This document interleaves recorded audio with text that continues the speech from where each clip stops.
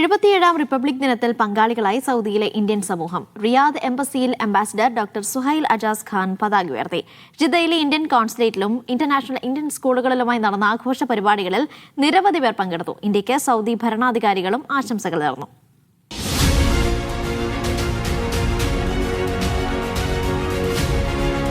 രാഷ്ട്രപതി ദ്രൗപദി മുർമുവിന് സന്ദേശമയച്ചാണ് സൗദി ഭരണാധികാരികൾ റിപ്പബ്ലിക് ദിനാശംസ നേർന്നത്. സൗദിയിലെ ഇന്ത്യൻ സമൂഹം റിപ്പബ്ലിക് ദിനം ആഘോഷമാക്കി.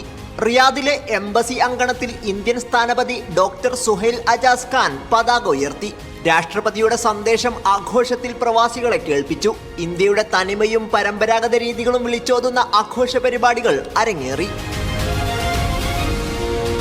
ജിദ്ദ ഇന്ത്യൻ കോൺസുലേറ്റിൽ നടന്ന ആഘോഷങ്ങൾക്ക് കോൺസുൽ ജനറൽ ഫഹദ് അഹമ്മദ് ഖാൻ സൂരി നേതൃത്വം നൽകി. വിവിധ ഇന്റർനാഷണൽ ഇന്ത്യൻ സ്കൂളുകളും ആഘോഷത്തിൽ പങ്കുചേർന്നു.